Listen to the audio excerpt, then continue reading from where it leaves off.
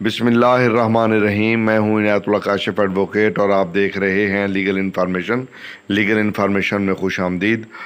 دوستو، جیسا کہ آپ کے علم میں ہے کہ ای او بی آئی کی ایمرجنٹ میٹنگ 27 جولائی کے لیے رکھی گئی تھی۔ آج کی میٹنگ جو ہے ایک دفعہ پھر ایکسٹینڈ ہو گئی ہے اور آج کی اس میٹنگ میں کوئی فیصلہ نہیں کیا گیا اور یہ میٹنگ جو ہے 1 اگست کے لیے جو ہے رکھی گئی ہے اور اس لیے کوئی فیصلہ جو ہے ایز سچ نہیں ہوا، نہ تو پینشن کے حوالے سے، اور باقی جو چیزیں میں نے آپ کے ساتھ اس وقت ڈسکس کی تھی اس ویڈیو میں وہ تمام تر چیزیں جو ہے اس میں